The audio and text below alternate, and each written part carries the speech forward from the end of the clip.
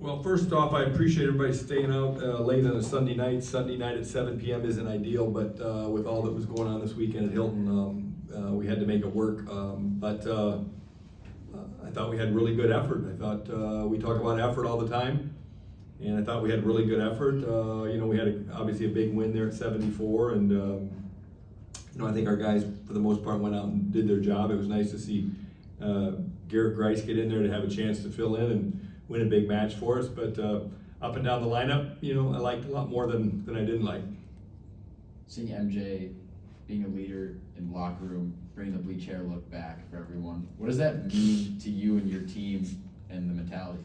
Well, we always have a team breakfast the day of a competition. It's mandatory because we want to make sure they're eating. So we always have a team breakfast, and it seems like every time about this year they show up with blonde hair. So when they all walked in this morning, I knew that it was something happened last night. So that's just their tradition, I guess. MJ is the leader.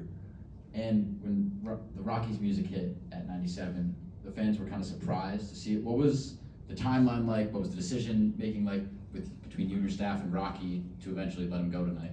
Well, we're getting close to the postseason. I think that was the main thing, and that was the plan. Always was as we got close to the postseason was get a few more reps in. So, it's kind of, I guess, you get somewhat fitting that senior night next Sunday's against Missouri, where he spent a lot of time.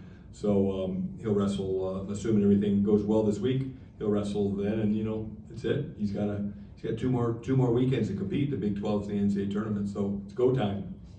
Just to build off that, the plan's always been talking about the pitch count for him. Yeah. And I think looking at it, he's 13-0, and he's been able to stay or get onto the mat and kind of be able to wrestle and get a lot of wins. He'll have, I assume, unless I'm wrong here, have the allocation, be able to do all those great things for the postseason. How much has this been just a really good success, the way this has kind of worked out for him? And then on top of that, just does it provide maybe a blueprint for other wrestlers at some point if they had an injury and those types of things to manage? I think it's definitely a case-by-case situation. I think reps are really important, and I would always err on the side of doing more reps than less reps, because I think you need to feel different guys and feel different situations. But Rocky was honest coming in and saying that that he was very conscious of his body. Knock on wood right now, his body's been great all year. Shoot, you go out and wrestle a couple matches in a weekend or a tournament, you're going to wake up sore with something swollen on Monday. That's just part of the game. But for the most part, he's been really healthy. Garrett shared that this was Panther Killing Week. What is this result? We always have a good time with it's Panther hunting season. Panther hunting Panther season. hunter season. Hunter season. Yeah, Panther hunting season. Yes, it's hard to say today. What does this result mean for the in-state situation, especially after last year? Well, they did they took it to us last year, and so I reminded our guys all week long that it's time to get it back a little bit, and it's okay to take it personal when it's an in-state rivalry, right? So I felt like our guys answered the bell today. With MJ, Coach Schwab said, I believe he felt like they had him, quote, dead to rights a few times. A, do you kind of agree? And B, how good is he when teams think that they have him? And how has he evolved and to be good in those situations and not, oops? I think that's MJ. There's probably been at least a dozen coaches that have come through Hilton Coliseum that thought they had him dead to rights, and I think that's a good way to. A lot of times I thought he's been gone dead to rights too, so it worked out for him. I thought the UNI guy competed really hard, and he's tough. He's a top 10, top 12 guy, and so that was a big match. It was a fun match to watch. Can you describe what it's like to have to coach MJ, who loves those really unpredictable scrambles? It's challenging because you don't want to take it away from him because that's what makes him good, but you also want him to get a basic skill set. So there's certain positions in wrestling that you just, sometimes you just don't, when a guy shoots in on you, just don't start rolling around. You get back and you get your weight back and you square your hips. I'm talking technical wrestling stuff here. And you make the guy carry your weight, you do some conventional stuff. So I think having some conventional stuff along with his pizzazz is a good recipe.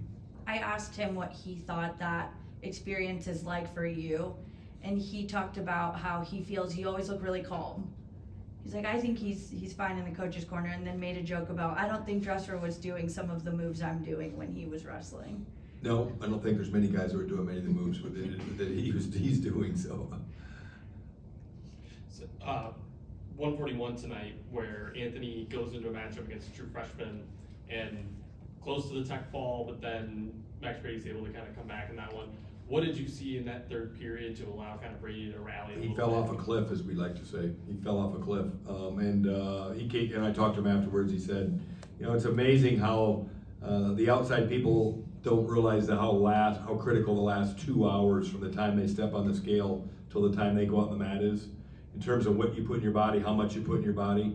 And he just said, I overate.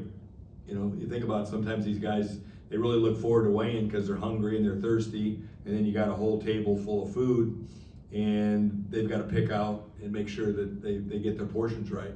And we all can raise our hand and say, oh, I remember when I ate too much, I didn't feel very good for a couple hours. And that's what it was. Steve-O, not only on Friday night with a big win over Jet, but then tonight against Trevor, a guy who could be a little funky and do some good things as well. What have you seen from Steve-O? Just kind of, you know, at the start of the season, he loses a couple close ones, but as of late, it feels like he's starting to really round the corner. I think he's hitting his groove, isn't he? He's just getting better right now. And sometimes you got to ride guys out, especially when he's really, one of his strengths is on top. And you know, you ride a guy for 4 minutes, you're not going to get beat often. And so he just keeps improving. He's being a lot more aggressive. He's got a lot more confidence in his cardio and his gas tank, as we like to say. So I'm really excited to watch him wrestle in the postseason. Evan and Jacob, I think you said on Friday, both still coming off that flu stuff. Mm-hmm. They kind of being able to expect it to go next week, hopefully, if all goes to plan. Yep, we need to have a good week with those two guys because they haven't had a good week for a while. They haven't had a good week for 2 weeks. And I'm just a big practice room guy. And what you see in the practice room, you see in the match. And Jacob could barely get to the locker room after that match. I mean, I give him credit for sucking it up again, but we got to fix that. Coach, your thoughts on Garrett's performance? Good. He got a chance. You know, Garrett's hard to wrestle. He's funky. You know, as you guys saw, he's got a little bit of that roll around like MJ in him. He's got really hard to take him down. So he just hasn't had a lot of luck with injuries. He got injured the very first weekend when we had the Cyclone invite, and this is the first time he's been on the mat. So think about how long ago that was. That was like November 8th.